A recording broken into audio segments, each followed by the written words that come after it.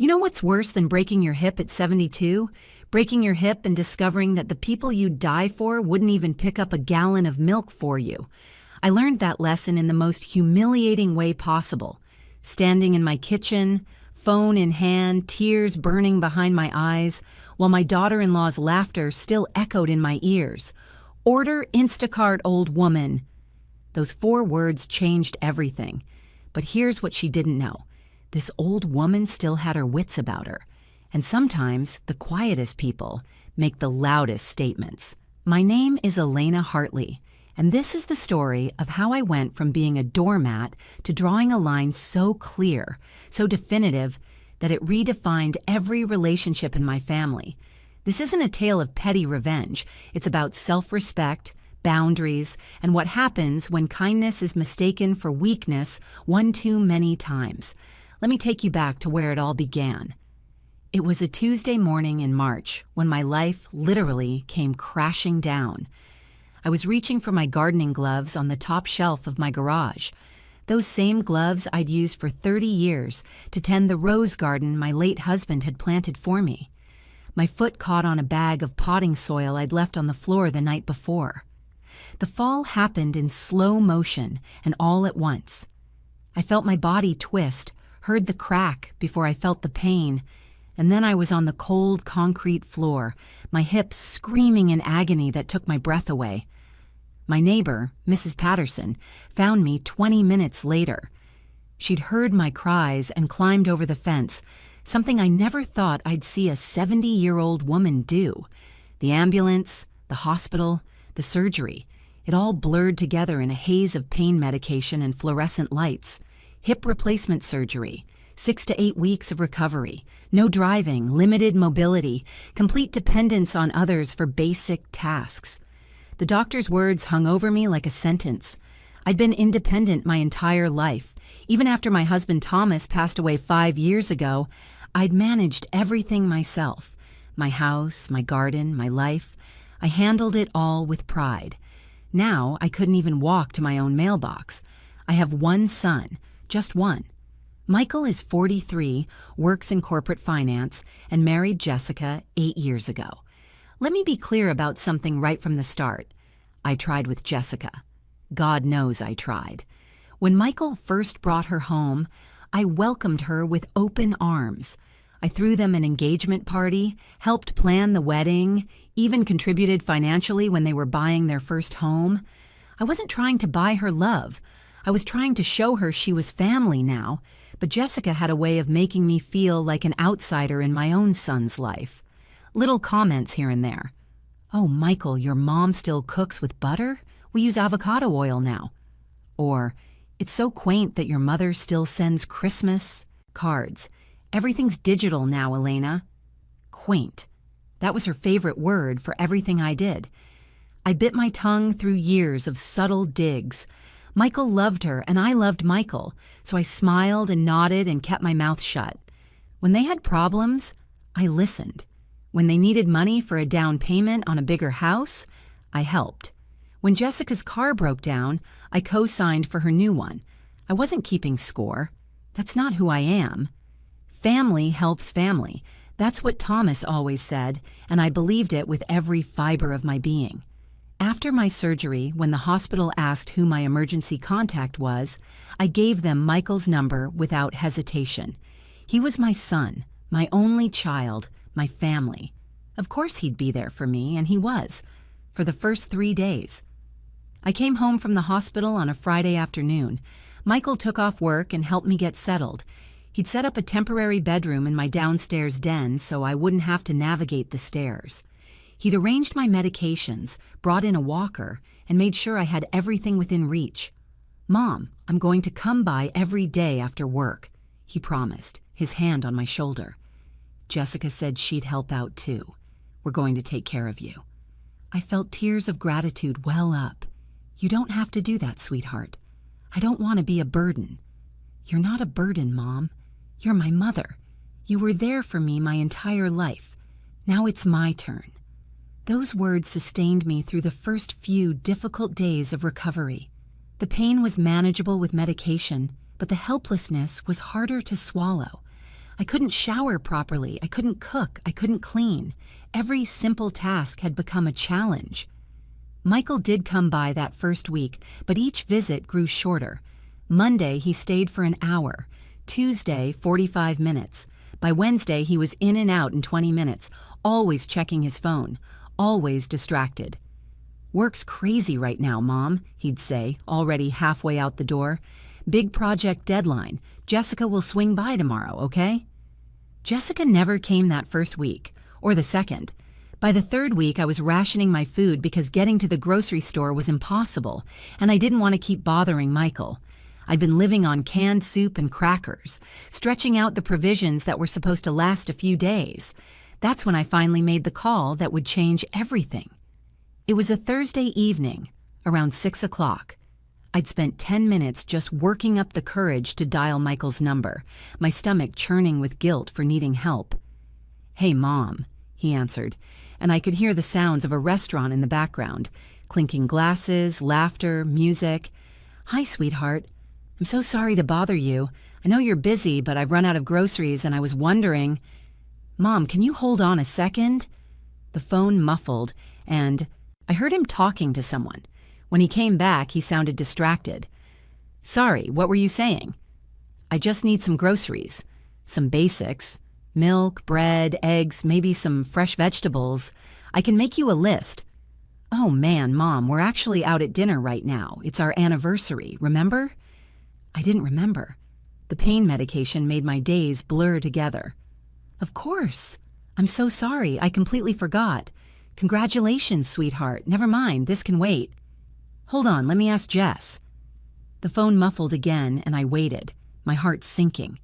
When the phone came back, it wasn't Michael's voice I heard. It was Jessica's. "Elena?" Her tone was already laced with irritation. "Michael says you need groceries?" "I'm sorry to interrupt your anniversary dinner, Jessica. It's not urgent. I can—" "We're at Le Bernardin, Elena. Do you know how hard it is to get a reservation here?" Le Bernardin. That was a $200 per person restaurant in the city, an hour away from my house. The irony wasn't lost on me. They had money for an expensive dinner but couldn't spare an hour to help me. "I understand. I'm sorry. I'll figure something out." "Just order Instacart, old woman." She said it like it was the most obvious solution in the world, her voice dripping with condescension. Then she laughed, this light, dismissive laugh that made my blood run cold. "It's 2025. Everything delivers now. We can't drop everything every time you need something." In the background, I heard Michael say something, and Jessica responded away from the phone. "Your mother wants us to leave our anniversary dinner to buy her groceries. I told her to use Instacart." More muffled conversation, and then Michael was back on the line. "Mom, Jess is right. Just use one of those delivery services. It's super easy. I'll text you the app to download. We'll come by this weekend, okay? Love you." The line went dead. I sat there in my chair, phone still pressed to my ear, feeling something crack inside me that had nothing to do with my broken hip. Old woman. Every time I'd helped them, every dollar I'd given, every boundary I'd let them cross, it all came flooding back. And in that moment, I saw clearly what I'd been refusing to see for years. I wasn't family to Jessica. I was an inconvenience. That night, I didn't sleep. I lay in my makeshift bedroom, staring at the ceiling, and let myself feel the full weight of what had just happened. I'd raised Michael to be kind, to be generous, to take care of family. Where had I gone wrong? Or had I gone wrong at all? Maybe I'd done my job too well, made him so comfortable, so secure in my unconditional love, that he forgot it needed to be reciprocated. But it wasn't really Michael I was angry with, if I'm being honest. It was Jessica. And more than that, it was myself, for allowing her to treat me this way for so long. The next morning, I did order Instacart. I downloaded the app with shaking fingers, navigated the confusing interface, and placed an order for basic groceries. The delivery fee was almost $20. The markup on the groceries was absurd, and I had to tip the driver. For items that would have cost me $40 at the store, I paid $93. But the groceries came, And as I put them away, moving slowly with my walker, something crystallized in my mind. I needed to see exactly how deep this went. Over the next few days, I started paying attention, really paying attention. I began reviewing my credit card statements, my bank accounts, everything. What I found made my stomach turn. Jessica had been using my credit card for years. I'd added her as an authorized user 5 years ago, right after their wedding, when they were struggling with debt and needed to build credit. "It'll just be for emergencies, Elena," she'd promised, "just until we get on our feet." But as I scrolled through the statements, I saw the truth. Designer handbags, luxury skincare, expensive restaurants, weekend trips, that gym membership at the exclusive club downtown, $400 a month, premium yoga classes, spa treatments, thousands upon thousands of dollars every month for years. I calculated it out. Over the past 5 years, Jessica had charged approximately $240,000 to my credit card, nearly $250,000. My hands trembled as the number stared back at me from my calculator. That was money I'd saved, money Thomas and I had put away for retirement, money I'd planned to leave for Michael's future, and she'd spent it on luxuries while calling me an old woman for asking for help with basic groceries. I thought about calling Michael right then, but something stopped me. If I called him, he'd make excuses for her. He'd say I'd offered, that I'd never complained before, that I should have said something if it bothered me. He'd be right about that last part. I should have said something. I should have set boundaries years ago, but it wasn't too late to set them now. The plan came to me fully formed, like it had been waiting in the back of my mind all along. I would show them both exactly what my support meant, by removing it completely. I called my bank on a Monday morning. The representative was sympathetic and efficient. "I'd like to remove an authorized user from my credit card and cancel the card," I said, my voice steady. "Of course, Mrs. Hartley. May I ask the reason?" "Fraud prevention," I replied. It wasn't entirely untrue. Within 10 minutes, it was done. The credit card that Jessica had been using like her personal ATM for 5 years was canceled. Any charges she tried to make would be declined immediately. But I didn't tell them. That was the crucial part. I didn't call, didn't text, didn't give any warning. If they'd been checking on me, if Michael had come by or called, I might have mentioned it. But they didn't. 2 weeks after my surgery, and I'd heard from them exactly once, that anniversary dinner phone call. So I waited. It took 3 days for the card to decline. 3 whole days. Jessica must have been on a spending spree because when it finally happened, it happened spectacularly. I wasn't there to witness it, of course. But Michael's phone call painted a vivid picture. It was Saturday evening around 9 o'clock. My phone rang and Michael's name flashed on the screen. I let it ring 3 times before answering. "Mom!" His voice was strained, urgent. "Mom, something's wrong with your credit card." "Oh?" I kept my voice calm, almost disinterested. "What do you mean?" "Jessica's card, the one linked to your account. It got declined at dinner tonight. We're at this restaurant with my boss and his wife, and the card just declined. It was so embarrassing, Mom. Can you call the bank? Maybe there's a fraud alert or something?" I took a slow breath. This was the moment. "There's no fraud alert, Michael." "Then what's wrong with it? Can you check your account?" I canceled it. Silence. Long, heavy silence. "You... what?" "I canceled the credit card last Monday." "But Mom, why would you do that? Jessica uses that card. Why didn't you tell us?" This was it, the line in the sand. "Why didn't I tell you? Michael, honey, when's the last time you asked me how I was doing?" "Mom, this isn't the time." "When's the last time you came to check on me? I'm recovering from major surgery and you've seen me once in 3 weeks." "I've been busy, Mom, you know that. Work has been busy enough for Le Burner down on your anniversary. Busy enough for dinner with your boss tonight, apparently, but not busy enough to make sure your mother has food in her house." I could hear him breathing, hear the fumbling with the phone. Then Jessica's voice, sharp and angry. "Elena, did you seriously cancel the credit card without telling us?" "Yes, Jessica, I did." Do you have any idea how humiliating it was to have my card declined in front of Michael's boss? What were you thinking? Something in me snapped. What was I thinking? I was thinking about how my daughter-in-law called me an old woman when I asked for help getting groceries. I was thinking about how I've spent nearly $250,000 on you over 5 years, while you couldn't spare an hour to help me when I needed it most. That's not... We were going to help you. You were going to help me. When, Jessica? After you finished spending my retirement fund on designer bags and spa treatments. I can't believe this. Her voice was shaking now, whether from anger or shock, I couldn't tell. You're punishing us because we couldn't drop everything. I'm not punishing anyone. I'm simply stopping what should have stopped years ago. You're a grown woman with a job, Jessica. It's time you paid for your own luxuries. Michael got back on the phone. Mom, please, we can talk about this later.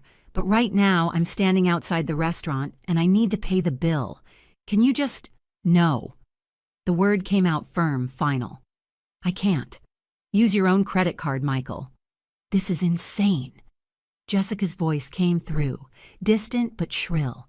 You're doing this because we couldn't bring you groceries one time? One time? I laughed, and it surprised me how bitter it sounded. Jessica, you never came. Not once. Not in 3 weeks. But you know what? I'm not even angry about the groceries anymore. I'm angry about the years I spent bending over backwards for you, only to be treated like a burden the moment I needed something in return.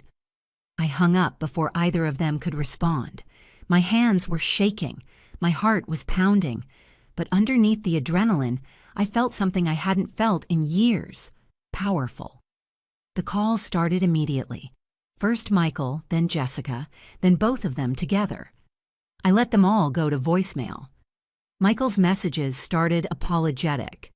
Mom, I'm sorry, you're right. We should have been there more. Can we please talk about this? But by the third message, Jessica's influence was clear. Mom, you're being unreasonable. We get it, you're upset. But canceling the card without warning was a low blow. That's not how family treats each other. That line, that's not how family treats each other, almost made me call back. Almost. But I remembered sitting alone in my house, rationing canned soup, and the anger returned. The next day, they showed up at my door. I saw Michael's car pull into the driveway through my front window. My first instinct was to hide, to pretend I wasn't home. But I'd come this far. I wasn't backing down now. I made my way to the door with my walker, taking my time. By the time I opened it, they'd rung the bell 3 times. Michael stood on my porch looking exhausted, his tie loosened, his hair disheveled. Jessica stood behind him, her arms crossed, her face a mask of barely contained fury. Can we come in? Michael asked quietly. I stepped back and let them enter, saying nothing. We settled in my living room, me in my chair, them on the couch. The same couch where I used to read to Michael when he was little, where Thomas and I had our morning coffee together for 30 years. It felt wrong having this confrontation here. Michael spoke first. Mom, I owe you an apology. We both do. He glanced at Jessica, who stared at the floor. We should have been there for you after your surgery. You're right about that. Thank you, I said simply. But Mom, canceling the card like that, it was vindictive. You embarrassed us in front of important people. There were better ways to handle this. Was there? I met his eyes steadily. How many times did I mention needing help? How many times did I bite my tongue when Jessica made comments about my age, my cooking, my lifestyle?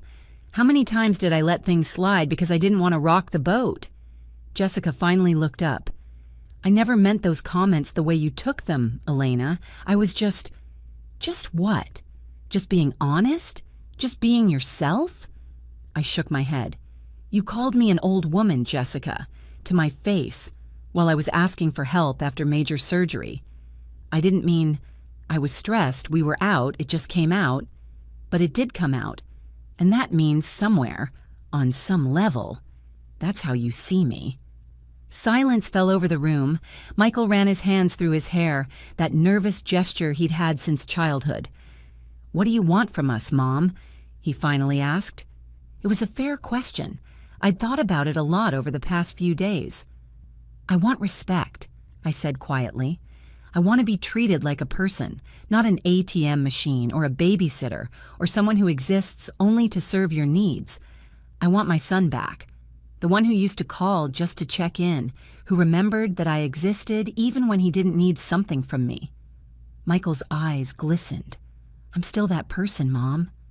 Are you? I asked gently. Because that person would have noticed that I was struggling. That person would have made time, no matter how busy work was. That's not fair, Jessica interjected. You have no idea how demanding Michael's job is, how much pressure he's under. And you have no idea what it's like to be 72, alone, and unable to take care of yourself, I shot back. I'm not asking for your pity, Jessica. I'm asking for basic human decency. She opened her mouth, closed it, then stood up abruptly. I can't do this. This is crazy. Michael, I'll be in the car. She walked out, the door closing firmly behind her. Michael and I sat in silence for a long moment. She's not a bad person, Mom, he finally said. I never said she was. But she's not kind to me, Michael, and you've let that slide because it was easier than dealing with it. His face crumpled slightly. You're right. I have. I didn't want to be caught in the middle. You're not in the middle, sweetheart. You're my son. That's not the middle. That's a side, and it's okay to be on my side sometimes. He nodded slowly, tears tracking down his cheeks. I love you, Mom. I'm sorry I made you feel like you didn't matter. I love you too, so much. That's why this hurt as badly as it did. We talked for another hour after that. Really talked. The way we used to before Jessica, before his demanding job, before life got so complicated. He told me about the pressure at work, about his fears of not being successful enough, about how Jessica's spending had spiraled, but he'd been too embarrassed to address it. I told him about the loneliness after his father died, about how proud I was of him despite everything, about how frightening it was to be dependent on others. By the time he left, we hadn't solved everything, but we'd made a start. The weeks that followed were difficult. Jessica refused to speak to me. Michael came by more often, twice a week instead of once a month, but the visits were tinged with awkwardness. He brought groceries, helped with household tasks, but we danced around the elephant in the room. I didn't reopen the credit card. That was non-negotiable. But I did help them in other ways, smaller ways that felt like mutual support rather than being taken advantage of. When Michael's car broke down, I lent him mine for a week. When they had a genuine emergency, their basement flooded, I helped with the repair costs. But I made sure these were conscious choices, not defaults. And most importantly, I made sure they asked rather than assuming. Slowly, imperceptibly, the dynamic shifted. Jessica started being more polite. Not warm, not friendly, but no longer dismissive. She'd say thank you when I helped with something. She stopped making comments about my age or my lifestyle. It wasn't forgiveness, exactly. It was more like a ceasefire. Michael, for his part, became more attentive. He called twice a week just to chat. He started remembering my doctor's appointments. Small things, but they mattered. 3 months after the canceled card incident, Jessica did something that shocked me. She apologized. It wasn't a grand gesture. We were at Michael's house for Sunday dinner, something I'd instituted as a weekly tradition, and Jessica and I ended up alone in the kitchen while Michael took a work call. Elena, she said, not looking at me as she chopped vegetables. I wanted to say, I'm sorry for how I treated you. I stopped washing the dishes and turned to look at her. She continued, her voice quiet. I didn't realize how much we were taking advantage of you until you cut us off. And the old woman comment, she finally met my eyes. That was cruel. I was annoyed and stressed, but that's not an excuse. You deserved better. I studied her face, looking for signs of insincerity. But all I saw was a woman who looked tired and maybe, just maybe, a little ashamed. Thank you, I said simply. That means a lot. She nodded and went back to chopping. We worked in silence for a moment, then she added, "For what it's worth, Michael and I have been in counseling, working on a lot of stuff. Money management, boundaries, communication. It's been enlightening." "That's good," I said. "Really good." And I meant it. I'm writing this now, 6 months after the incident, fully recovered from my hip surgery. My garden is blooming again. Those roses Thomas planted are more beautiful than ever. Looking back, I don't regret what I did. Not the canceled card, not the confrontation, not any of it. Because here's what I learned. Kindness without boundaries isn't kindness at all. It's enabling. For years, I thought being a good mother meant always saying yes, always being available, always putting my son's needs above my own. But that's not what I taught him. What I taught him was that his needs mattered more than mine, that I didn't deserve reciprocity, that he could take without giving, and I'd just keep smiling. That's not love. That's martyrdom. And martyrdom doesn't create healthy relationships. It creates resentment on both sides. When I canceled that credit card, I wasn't being petty or vindictive. I was finally, after 72 years, advocating for myself. I was saying, I matter too. My needs are valid. My feelings are important. And the surprising thing? Once I started valuing myself, others started valuing me too. Michael and I are closer now than we've been in years, not because I'm giving him money or doing things for him, but because we have a real relationship based on mutual respect. He knows I'll help when he truly needs it, and I know he'll be there for me. Jessica and I will never be best friends. That ship sailed long ago, but we've reached an understanding. She knows where the boundaries are now, and she respects them. Most of the time, anyway. The incident taught me something else, too. It's never too late to change the dynamic. I spent years thinking I was stuck with the family dynamic we'd created, that changing it would cause irreparable damage. But the damage was already being done, slowly, invisibly, with every time I swallowed my hurt and pretended everything was fine. Sometimes the most loving thing you can do is say, no. Sometimes standing up for yourself is the only way to save a relationship that's drowning in resentment and one-sided sacrifice. My hip has healed. The scar is still there, a thin line on my upper thigh that I see every morning when I get dressed. It reminds me of how fragile we all are, how quickly everything can change, how much we need each other. But it also reminds me of something else, that I survived, that I got back up. Literally and figuratively, that I found my strength when I needed it most. I'm Elena Hartley. I'm 72 years old. I'm a widow, a mother, a gardener, and a woman who finally learned to stand up for herself. And I'm no longer anyone's old woman. I'm just Elena, and that's enough. The credit card is still canceled, by the way. Jessica got her own.